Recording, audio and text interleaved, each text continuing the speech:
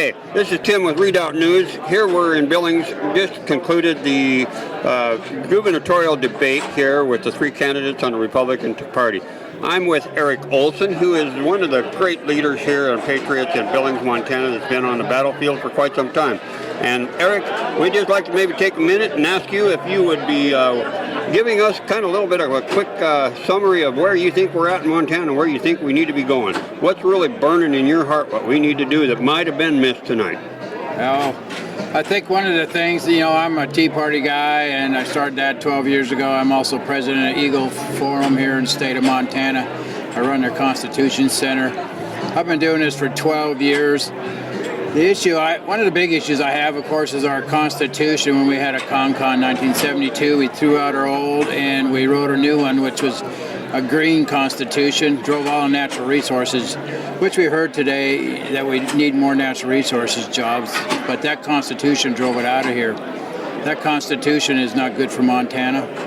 We need jobs, like they said tonight. We need high wages. We need training in this state because we drove most of our educated kids out of here.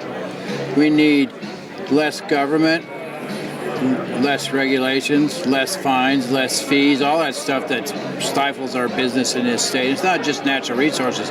All businesses are stifled by the government here. The budgets are out of control with the state. We need to get control of that. But people are the main thing. I've been around talking to people that are running for office in the local central committees, and they forget about the people, the common folk, the ones that work hard, 3 jobs trying to make a living here because job wages are low in this state. The average wage in Montana is $10. Everybody forgets about those people. I don't. We need those people to be proud of Montana again, be able to survive in Montana, be able to travel Montana, and that's going to take higher wages, lower taxes. And I see that as one of the biggest issues.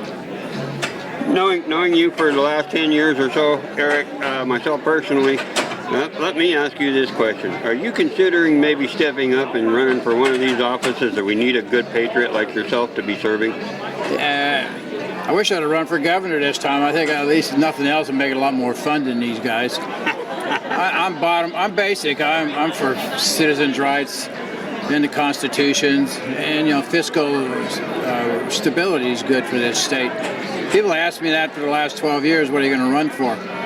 I said, well, as long as I'm outside and working the inside, these people are afraid of me and they respect me, and I think I have more power pushing the buttons there than I would if I was one of them, because you know what happens if you become one of them? You become the bad guy, the Republican.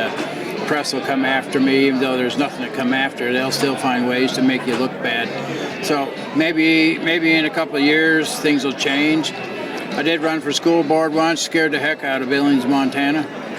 They were wondering why a Tea Party guy would run for that. But when I got done with the unions and the Billings Gazette and the Democrats telling them my story as a concerned citizen, they all agreed with 90% of everything I said. So there is a way to get across the line. And I think you just got to talk to the people, and that really works good.